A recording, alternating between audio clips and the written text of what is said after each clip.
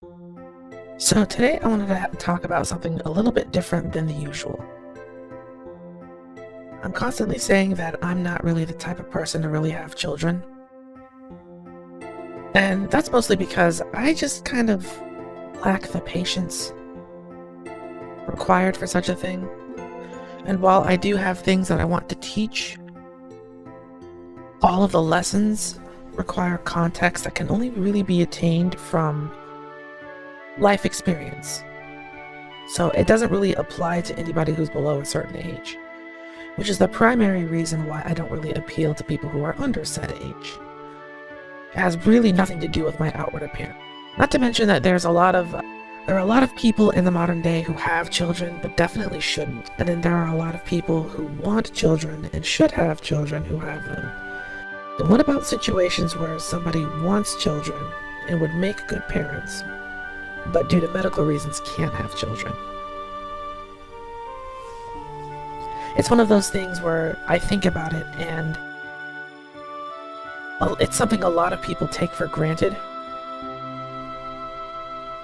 especially when a diminished ovarian reserve is a very real and very common medical condition in which the ovary loss is affecting fertility. And while they do have several techniques, I won't say it's a procedure, but techniques to help people with the fertility problem, it's still something that a lot of people are kind of ignorant to. Now you're probably wondering, Eris, what the hell are you talking about? Why this particular topic?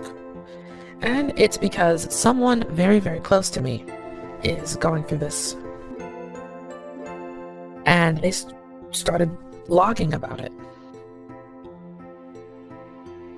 And it's one of the sorts of things that I don't have the most knowledge about. I'm not the most informed about the subject. And I was going to do a whole bunch of research and go into this and that, and it's like, no, I absolutely shouldn't do that because it's a story that I think should be told, but I'm most definitely not the right one to tell it. So down in the description below, I'm going to link you to this person's channel, their vlog, because it's an interesting story and you might learn something from it. Now, obviously, all of you are very well behaved for the most part, very respectful.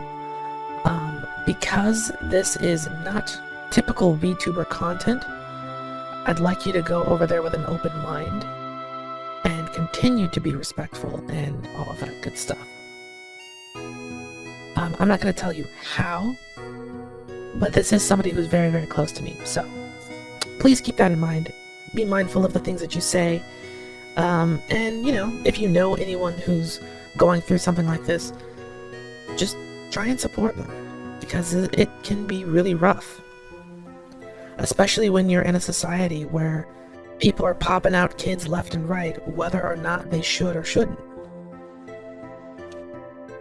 There are lots of really good people out there who would make for great parents that, for one reason or another, just can't. And it's something that people should be aware of. But that's going to do it for me.